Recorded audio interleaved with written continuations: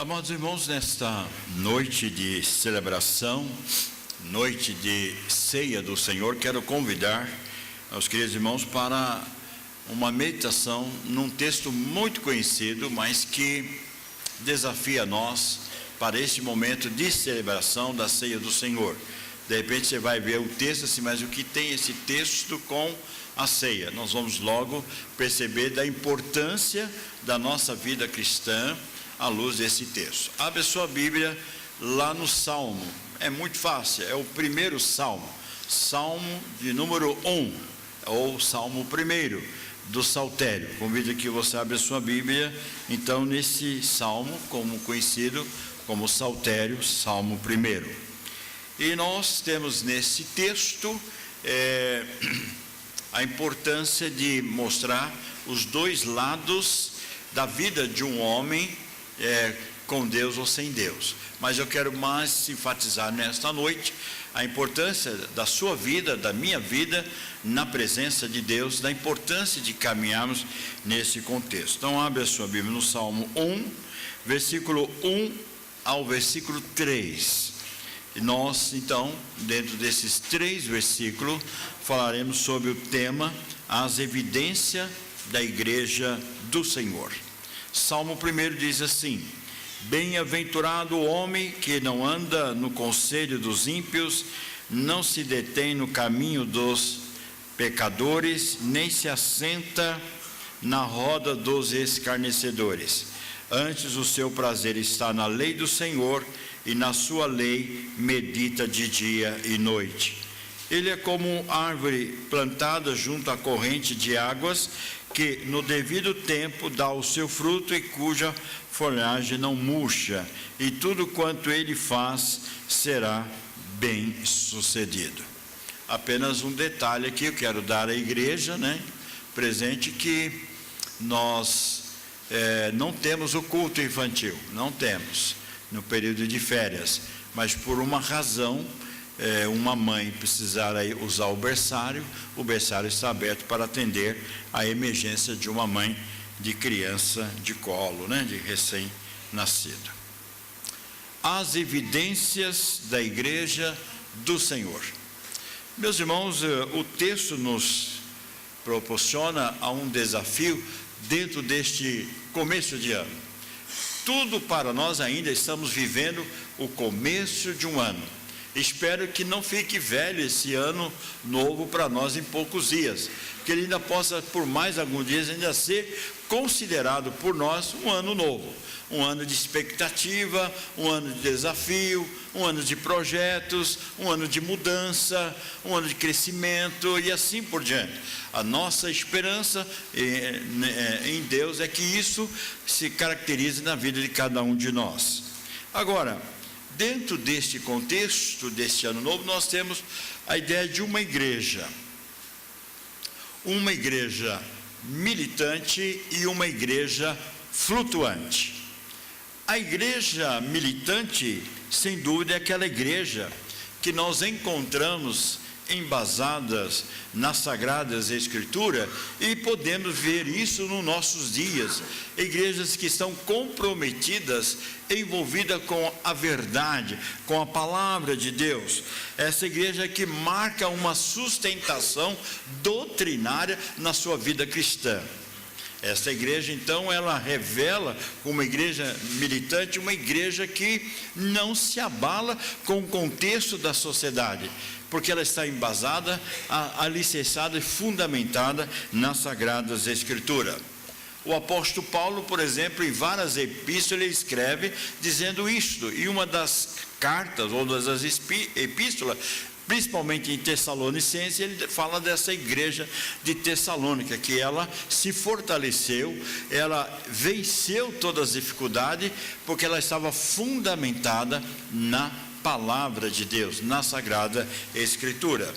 Por outro lado, nós temos uma igreja, que não quero perder muito tempo com essa igreja, entre aspas, como igreja flutuante. O que vem ser essa igreja flutuante? É aqueles irmãos que muitas vezes eles têm uma conversão, mas não uma conversão profunda, cristocêntrica, uma conversão em que o evangelho que é pregado na igreja tem que agradar o meu ego, ou aquilo que eu penso, ou aquilo que eu quero que aconteça no culto. Caso contrário, eu saio desta igreja, vou para outra igreja, porque eu quero algo que vem satisfazer o meu sentimento, o meu desejo, a minha natureza. Em muitos outros contextos, como diz por aí, uma mensagem de alta ajuda na vida daquela pessoa que diz convertida. Então, por isso, há crentes assim. Em poucos anos, tem aí talvez 6, 7, 8 anos, ele já passou por umas 10, 15 igrejas. Ele está sempre flutuando. Ele não tem força, não tem fundamento na palavra de Deus. Essa razão que o apóstolo Paulo, quando escreve na igreja de Efésios, principalmente na carta lá de Efésios capítulo 4, ele vai mostrar que no verso 11 até o verso 13, que Deus levantou mestres, pastores, levantou evangelistas, pessoas para, fundamentado na palavra de Deus, ensinar as sagradas escrituras, com vista ao aperfeiçoamento, com vista ao serviço do Senhor e também com a edificação do corpo. Mas ele vai dizer também que não é essa marca da igreja flutuante, porque na marca da igreja flutuante está no verso 14, que é aqueles crentes que por qualquer vento de doutrina, ele vai flutuando, ele vai mudando de igreja aqui e acolá. Para ele, tanto faz estar nesta ou naquela igreja, ele é simplesmente um mero espectador, não é aquele comprometimento ou aquele que tem compromisso com a palavra de Deus.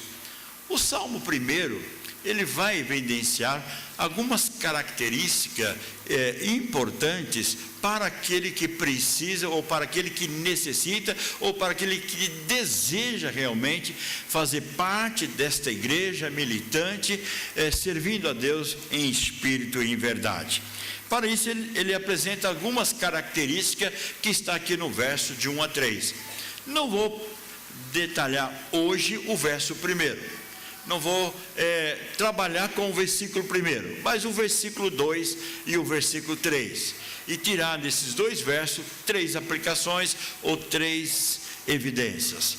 A primeira evidência que nós podemos encontrar aqui para uma igreja que tem essas marcas ou essas evidências na pessoa gloriosa do Senhor Jesus, ela faz a seguinte coisa. A primeira coisa, ela possui prazer na leitura e na meditação na palavra de Deus.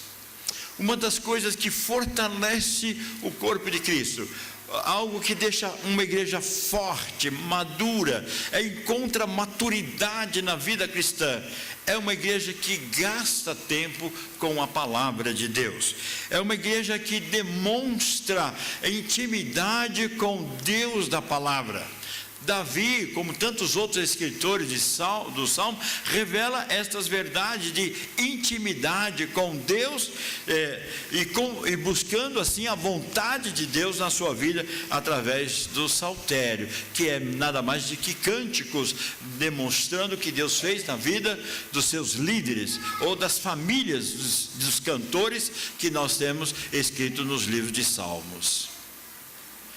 Mas a evidência dessa igreja é o prazer, a alegria de meditar na palavra de Deus. Isso nós podemos ver num dos salmos que nós conhecemos bem longo, que é o Salmo 119. Ele vai dizer a seguinte característica: meditarei. Diz Esdra, quem escreveu o Salmo 119 foi o sacerdote Esdra, e ele diz: meditarei nos teus preceitos, e as tuas veredas, a tua palavra, eu terei respeito. Terei prazer nos teus decretos, e não me esquecerei da tua palavra. No verso 24 ele disse: com efeito, os teus testemunhos, diz o texto, são o meu prazer. os testemunhos da palavra de Deus, ele diz ainda, são os meus conselheiros. Daí ele vai adiante no verso 97, ele diz, quanto amo a tua lei, é a minha meditação todo dia. Irmãos, que maravilha que nós podemos compreender a importância da palavra de Deus diariamente na nossa vida. Porque assim como o nosso alimento é importante no nosso dia a dia, o nosso almoço, ou o nosso café, ou o jantar, diariamente nós necessitamos para manter o nosso corpo físico com saúde, assim a saúde espiritual, ela também vem do meditar, do ter prazer na palavra de Deus. Por isso a nossa vida cristã, ela é marcada de todos os momentos. E esse momento está inserido não só quando eu estou em casa, não só quando eu estou na casa de Deus, mas, por exemplo, nós temos irmãos que estão viajando, outros chegaram de viagem. Com certeza, aqueles que têm compromisso com Deus, com o Senhor da palavra, não vai passar uma semana de férias sem ler a palavra, sem agradecer a Deus.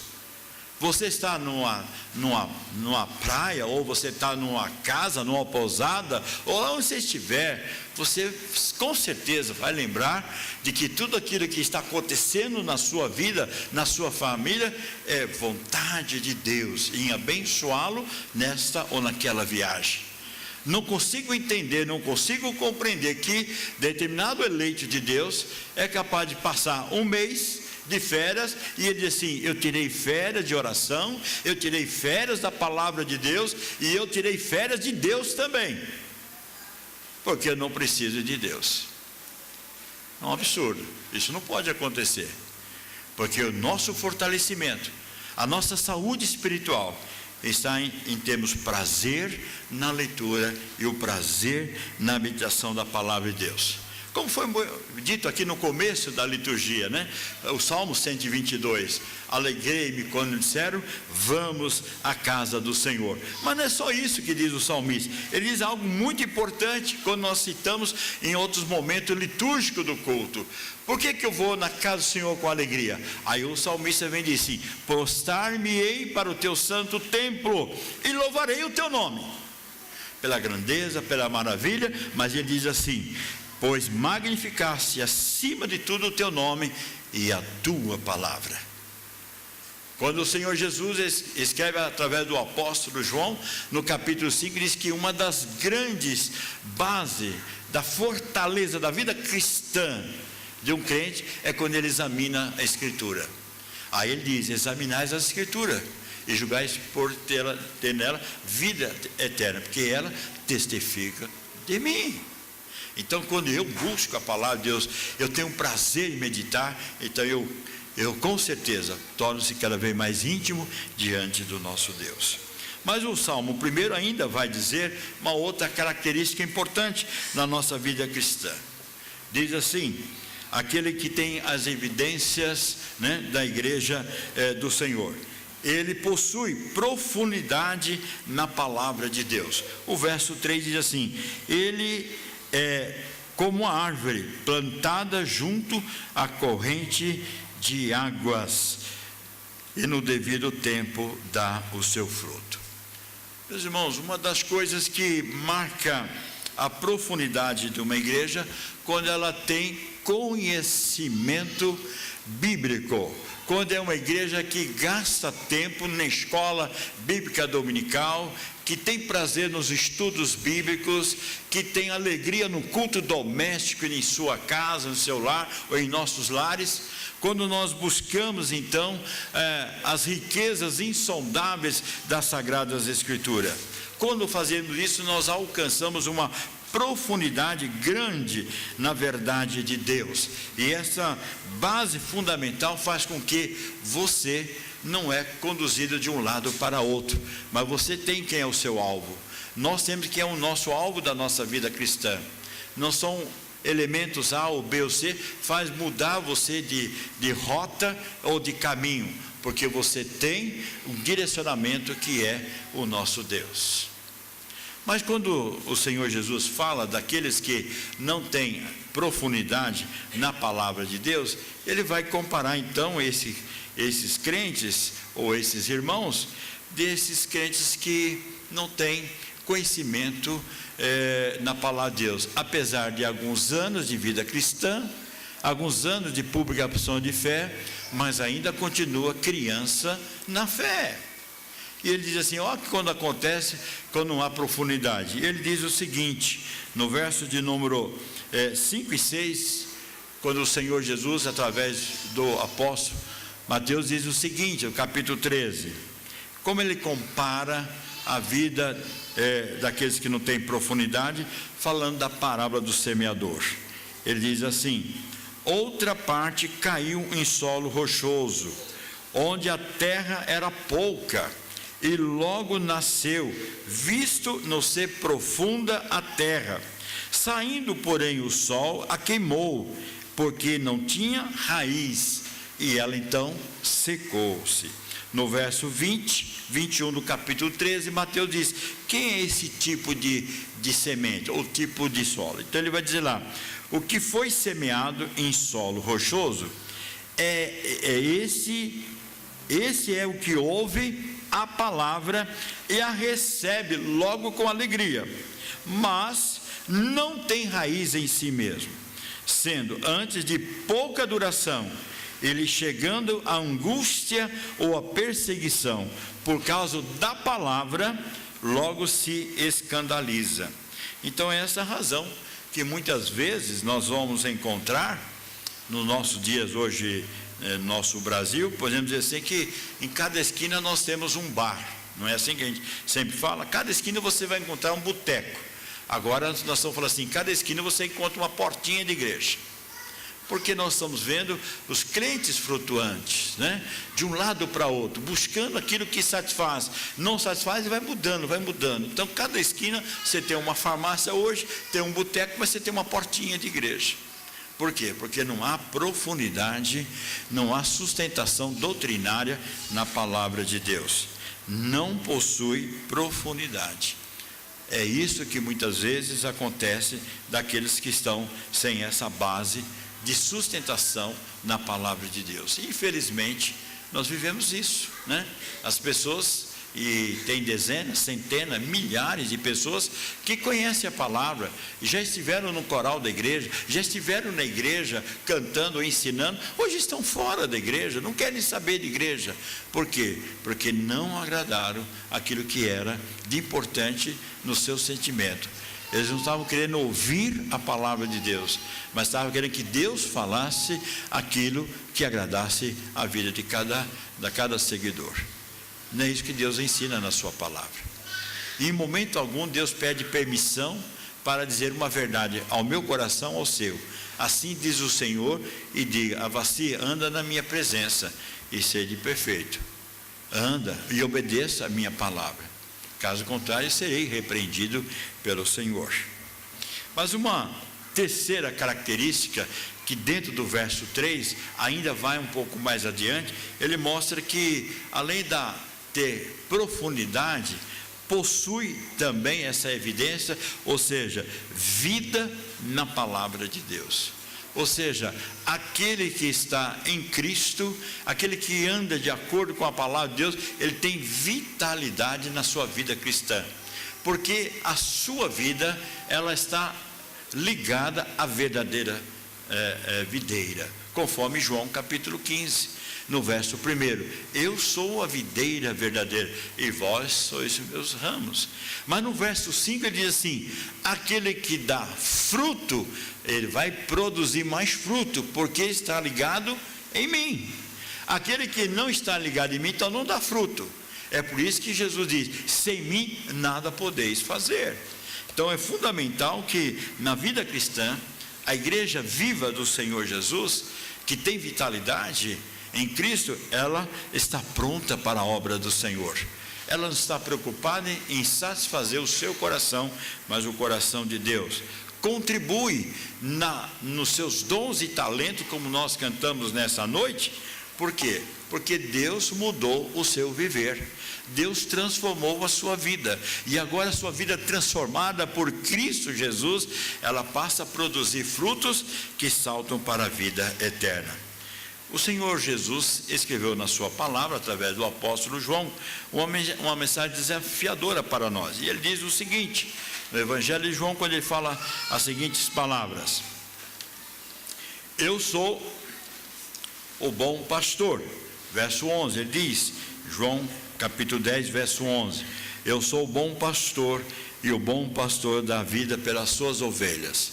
Se Jesus fez isso comigo e com você, ele se entregou de uma forma espontânea e voluntária, morrendo naquela cruz, para nos resgatar, tirando do lamaçal do pecado. Ele diz assim, eu vim para dar vida pelas minhas ovelhas. E se ele fez isso, ele diz o seguinte no verso 10, na parte B, ele fala o seguinte, eu vim para que tenham vida e tenham vida em abundância. Aqueles que estão ligados em Cristo Jesus, que têm as suas raízes profundas na palavra de Deus, possuem vitalidade, porque sabe que está ligado na pessoa gloriosa de Cristo Jesus. Nesse momento, então, o Senhor chama a atenção à sua igreja para que ela caminhe sempre em obediência à regra de fé e prática da nossa vida cristã, a palavra de Deus. Dado momento, o Senhor Jesus diz assim, eu sou o pão da vida. Mas ao falar sobre isso, eu sou o pão da vida, ele vai dizer algo mais sério ainda, quando diz o seguinte, assim como o Pai que vive e me enviou, igualmente eu vivo pelo Pai, também quem de mim se alimenta, por mim viverá. Então, se nós alimentamos do pão da vida, que é Cristo Jesus, com certeza nós viveremos. Nós nos tornamos fortes na fé, firmes nessa carreira da vida cristã, e com certeza não há vendaval, não há tempestade que vai fazer você tomar rumos diferentes, porque o grande piloto dessa grande tempestade da vida é Cristo Jesus, porque você se alimenta desta palavra. Mas ele vai dizer algo mais interessante ainda, quando ele chama o desafio, quando ele conversa com a mulher samaritana. Ao conversar com a mulher samaritana, ele pede água para beber, e ela faz todo aquele diálogo com Jesus, e Jesus então vai e diz o seguinte para aquela mulher, aquele porém que beber da água que eu lhe der, nunca mais terá sede, pelo contrário, a água que lhe der será nele uma fonte a jorrar para a vida eterna. Ou seja, se eu recebo a água da vida, que é Cristo Jesus, vai jorrar por toda a minha existência na face da terra e por fim na eternidade. É por isso que Jesus diz o seguinte na sua palavra, quando ele diz o seguinte, se alguém tem sede, vem a mim e beba. Quem crê em mim, como diz as escrituras, do seu interior fluirão rios de água viva. Então, querida igreja gloriosa do Senhor Jesus, é isso que o salmista nos convida no verso 2 e 3, na trajetória dessa semana da nossa vida cristã. Quais são as evidências dessa igreja do Senhor? As evidências, quais são elas? Primeiro, que você se alimenta da palavra de Deus, que você examina, que você medita, busque esse pão da vida, busque essa água da vida. E ao fazer isso, você vai ter profundidade na sua vida cristã. As suas raízes são profundas. Como diz o texto do verso 3, ela não vai murchar, ela não vai secar, ela não será cortada, ela não será queimada, porque tem profundidade. E a profundidade está na pessoa gloriosa de Cristo Jesus. E o seu trabalho, o meu trabalho, através dos dons e talentos, vamos executar durante esse ano? Com certeza, com muitas bênçãos, com muitas vitórias, porque Jesus mudou o nosso viver. Jesus entrou na nossa vida, fez parte da nossa vida. Ele nos comprou com seu precioso sangue. Se eu sou de Cristo e você é porque Deus fez essa obra em mim e em você. Sejam quais as provações dessa vida, nada pode impedir o crente de ser fortalecido no Senhor. E quando ele é fortalecido, ele medita, aprofunda e vitaliza a sua carreira da vida cristã. É por isso que o apóstolo Paulo, em Filipenses, ele vai dizer as seguintes palavras, que chama a atenção para nós, que a vida cristã não é uma vida cristã de mar de rosa. Mas ele diz o seguinte, olha como marcou profundamente essa igreja. Em Filipenses 1, verso 6, ele diz assim: eu estou plenamente certo de que aquele que começou, Cristo, a boa obra em vós, há de completá-la até o dia de Cristo Jesus. Mas ele está dizendo assim, até a chegada desse dia glorioso com Cristo Jesus, ele diz o seguinte: porque vos foi concedido a graça de padecer por Cristo, e não somente credes nele. Que a sua comunhão nessa noite, na mesa do Senhor que nós temos aqui à nossa direita, possa vivificar a sua alma para adorar, para aprender e para testemunhar Cristo em sua vida diante desse mundo tão pervertido, sem esperança, daqueles que estão fora do caminho do Senhor. Que você possa iniciar bem esse ano, pensando nessas evidências de uma igreja do Senhor Jesus, uma igreja que medita, uma igreja que tem profundidade e uma igreja que tem vitalidade ligado à Sagrada Escritura, à palavra do Senhor, que é a nossa regra e fé e prática e norma de conduta. Que Deus assim abençoe a nossa carreira da vida cristã. Amém.